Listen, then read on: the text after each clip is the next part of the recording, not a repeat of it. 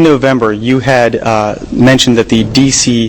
handgun law was constitutional. Now you're embracing the Supreme Court's 5-4 decision, striking down that law. That's not what I said back in November. So. Your aide had mentioned something about that. Well, I don't know what my aide said, but I've been very consistent. I teach constitutional law. What I said was that I believe in the Second Amendment as being an individual right, and have said that consistently. I also think that that individual right is constrained by the rights of the community to maintain issues of public safety. I don't think those two principles are contradictory, and in fact, what I've been saying consistently is what the Supreme Court essentially said today.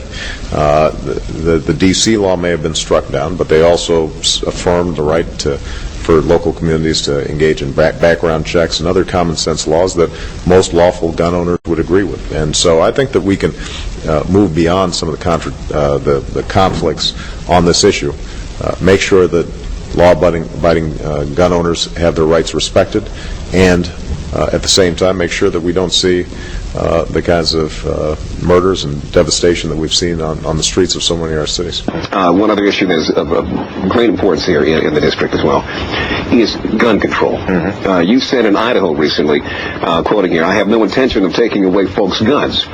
But you support the D.C. handgun ban, and you said that it's constitutional. How can you reconcile those two different positions? Because I think we have two conflicting traditions in this country. I think it is important for us to recognize that we've got a tradition of handgun ownership and gun ownership generally. And a lot of people, law-abiding citizens, use it for hunting, for sportsmanship, and for protecting their families.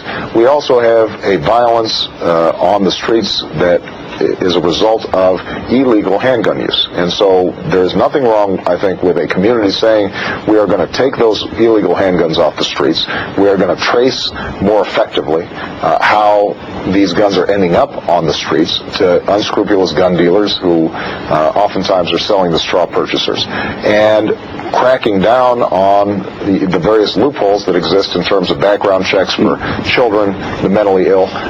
Those are all approaches that I think the average gun owner would actually support. The problem is that we've got a position oftentimes by the NRA that says any regulation whatsoever is the camel's nose under the tent, and that, I think, is not where the American people are at. I think we can have reasonable, thoughtful gun control measures that still respect the Second Amendment and people's traditions.